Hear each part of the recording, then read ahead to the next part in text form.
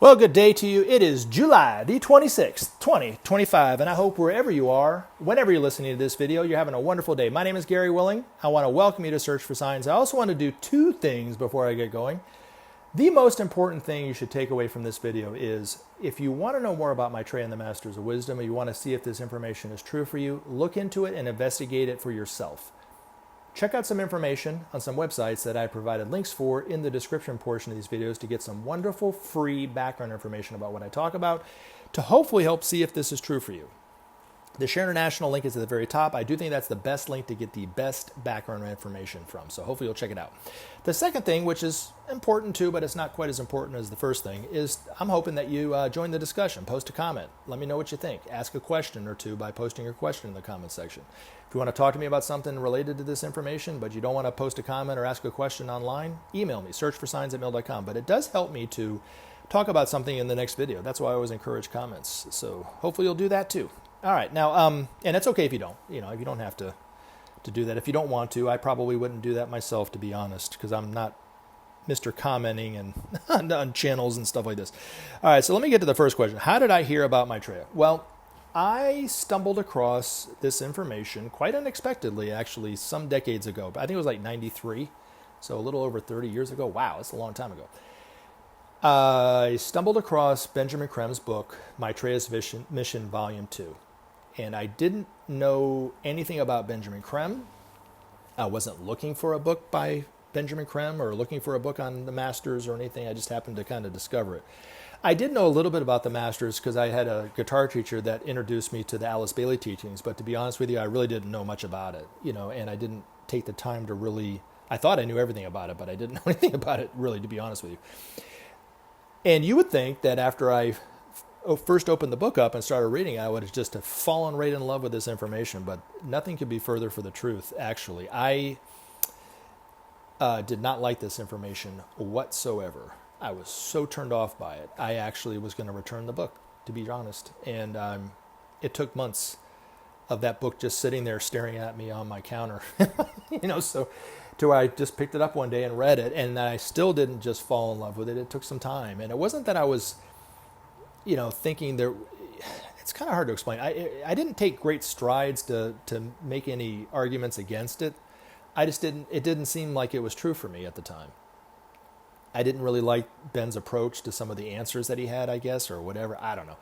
But there was something to it that was kind of drawing me to, just pick it up again. Just pick it up again. Just see what happens if you just pick it up again. And I don't know, it was gnawing at me for a while. So I was thinking about it, even though I wasn't reading it or doing anything with it or reading about it or whatever. And I'm totally convinced if you are hearing these videos and you are totally against what I'm saying, but yet you listen to another video or two, you're probably having the same experience that I did, to be honest. But anyway, it took months before I started to have the ring of truth for me. And then I started to remember experiences that I had with Maitreya, two in the particular. One was in elementary school, which was about a decade or so before I found out about Maitreya.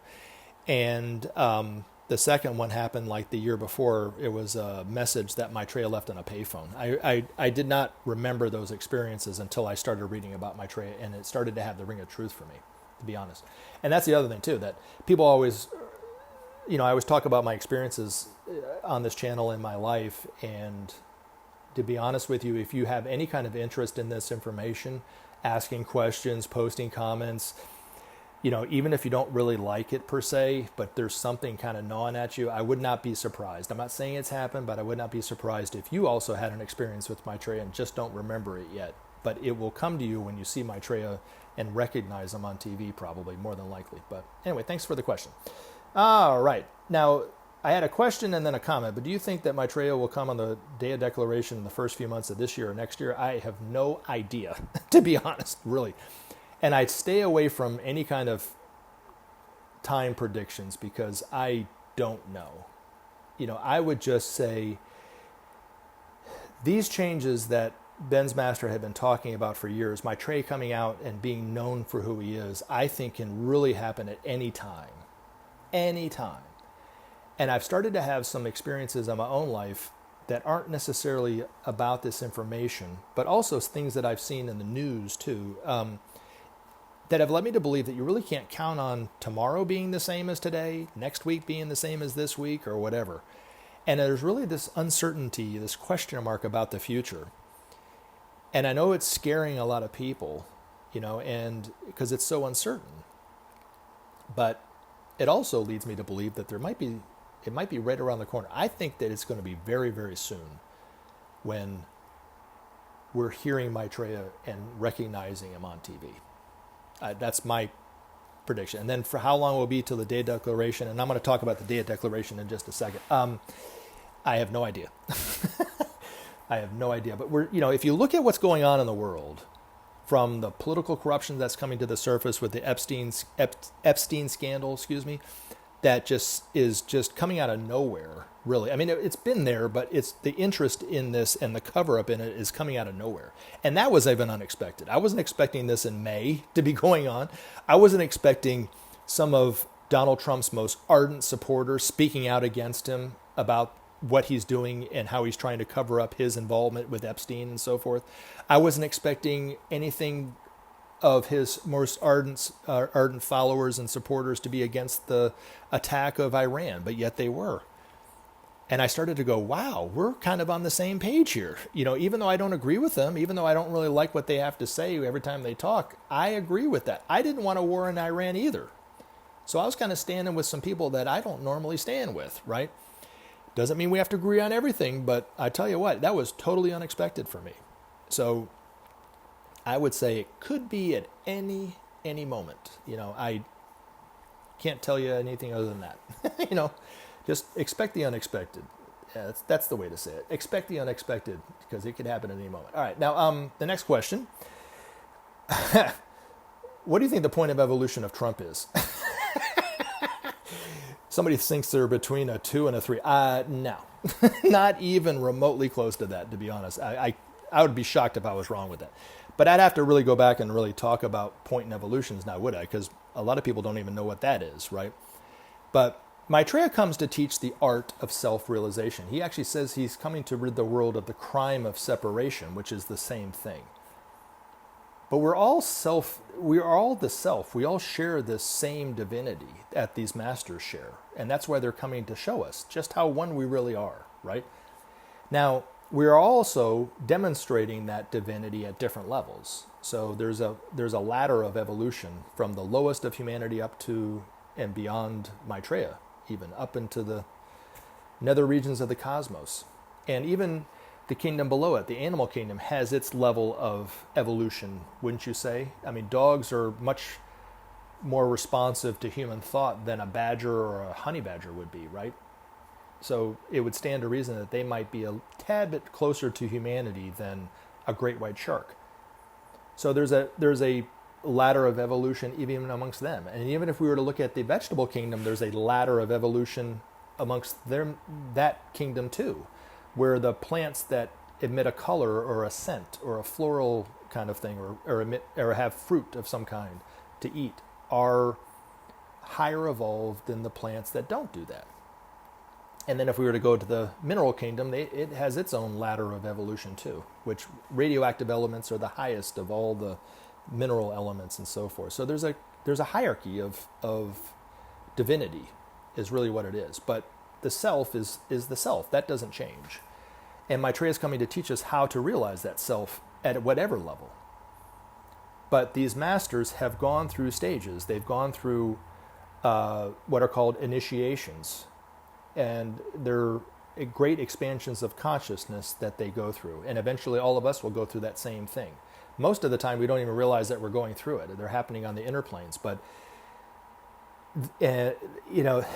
when Maitreya said through Jesus, I am the way and the life, no man goes to the Father but through me, he was actually talking about the initiatory process, actually, because he is what's called the hierophant of the first two initiations. But that's neither here nor there. But, somebody like Martin Luther King is a second degree initiate. He was very influential of his time, still very much influencing the civil rights and the need for justice in this country and around the world, right? Gandhi was another one that's a second degree initiate. Same thing, still very influential to this day. Some of his quotes still have impact on my life. Be the change you want to see in the world, that kind of thing. Einstein, of course, wonderful thinker, head and shoulders above his peers and contemporaries, right, was a second-degree initiate, but yet, just a college professor, really, and before that he was a patent clerk, but very advanced, but also very influential, and helped humanity evolve to some degree because of who he was. But from the master's point of view, these individuals are babes. They're babies. So when it says in the Bible, out of the mouths of babes shall speak the truth, it's not literal babies in the cribs in people's homes. It's babes in Christ. People such as Martin Luther King, Gandhi, JFK, Picasso was a second-degree initiate. Is Donald Trump a second-degree initiate? No, I don't think so at all. I think, he represents... Anyway, I'll explain why I think he's so influential. But out of all the presidents, we've had, 47 now, different presidents. A couple were the same. I can't remember who was the other one. Was it James Garfield? That was twice, not in succession. But we've had, 45, 46 presidents, right? Out of all those presidents, most of them are between a first and a second-degree initiate. Maybe some of them were a little less than the first. Some of them maybe had reached the second degree, but not very many. In my lifetime, we would have to go back to Jimmy Carter. I think Jimmy Carter would be the only president in my lifetime since 1972. I was born under Nixon. So Nixon, Ford, Carter, Reagan, the first Bush, Clinton, the second Bush, Barack Obama, Trump, Biden, and Trump. Out of all those individuals, Carter is the only one that's taken the second initiation. Ben's master said at the time that really he was one of three individuals on the world stage in the late 70s, early 80s that was evolved enough to be overshadowed by Maitreya. The other one was actually Castro, of all people, was evolved enough to be overshadowed by Maitreya. The other one was, I think it was Titan. I can't remember who it was. The former president of Yugoslavia, when Yugoslavia was around, was a very, very advanced statesman at the time. But, even Castro, according to Ben's master, did more for his people than any world leader in really recent history, but yet totally denigrated by the United States government and people in the United States, totally looked down on, but very advanced from the point of view and the eyes of the masters. But if you look at the life of Jimmy Carter after he got out of office, you can't compare it to any of the other presidents. It's not fair, right?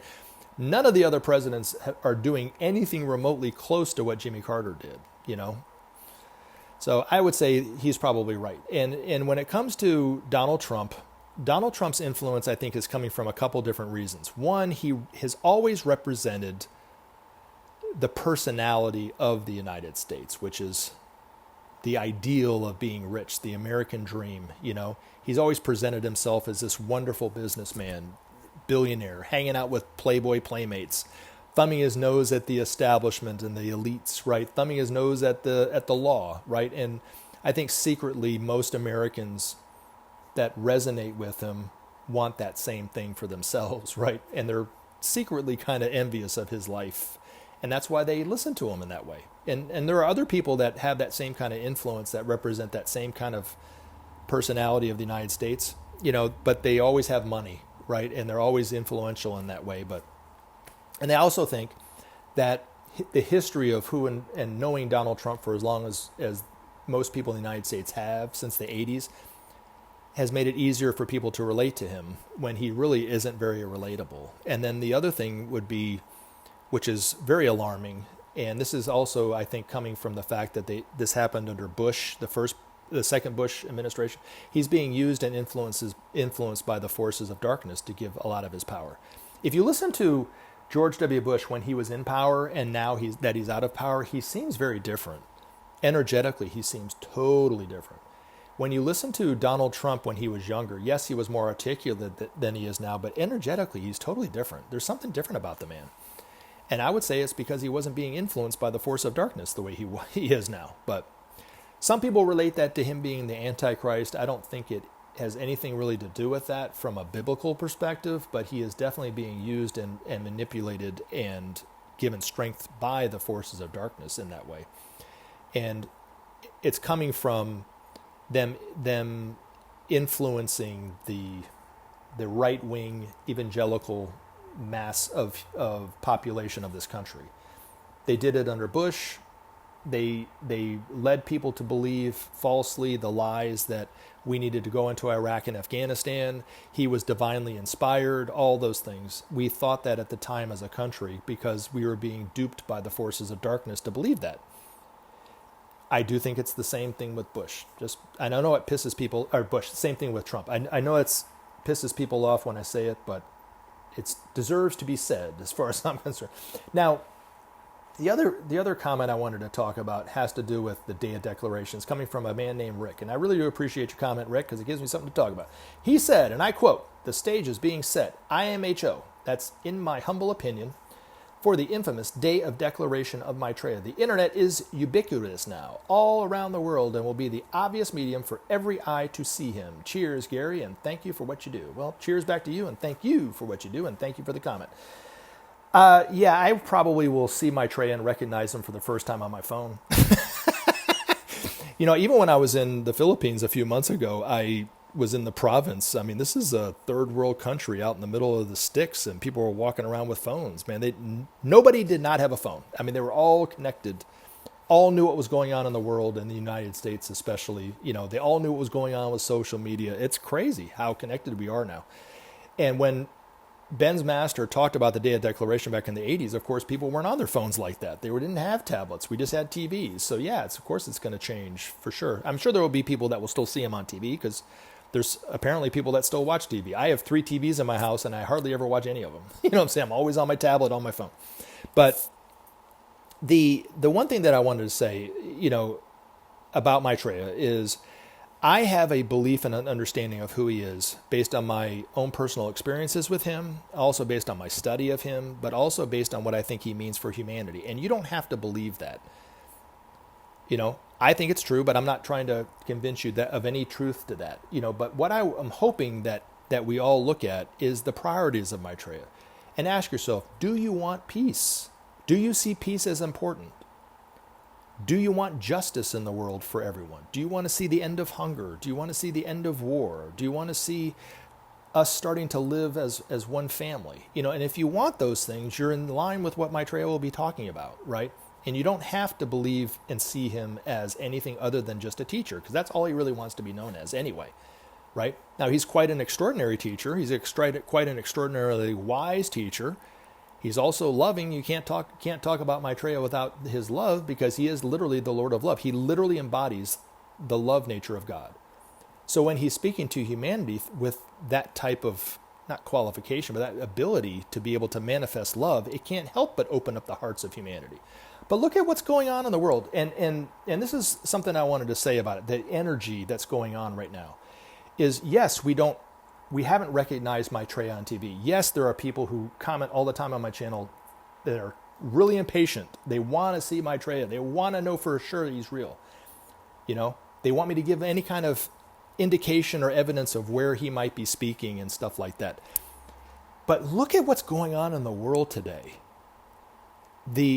Just what's happened in the last few weeks, with the Epstein scandal, like I was talking about. I wasn't expecting this, at all, and it's happening now. Both sides of the political spectrum in this country want justice. They want to know what happened. They want to see the end of this corruption.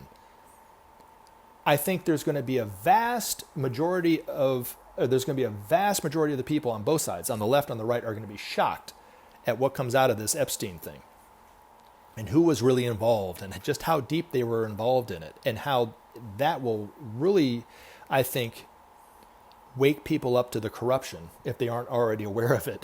But this corruption coming to the surface was predicted by Ben's master decades ago, and we're seeing it now. He said it was a direct result of the energy of the Christ that was bringing all the corruption to the surface. We're also seeing the corruption in our own lives, I'm sure. It's bringing to the surface who and what we all are. We're seeing it. That's why we have the political divisions that we're having. It's an energetic thing. And then if you look at all the marches in the world that are happening all over the world, and they're not going away, they're getting stronger, and more people are getting involved. And yet there is no one clear leader in the group. They're all there on their own accord. They're all coming together to stand out and stand up for something, or to speak out against something. to speak out for justice, for peace, for the environment, to speak out against a government and their policies and so forth. It's incredible to see. And this was also predicted by Ben's master, that the voice of the people would rise, and like a contagion, it would infect everything. And even the political leaders are having to take note of this.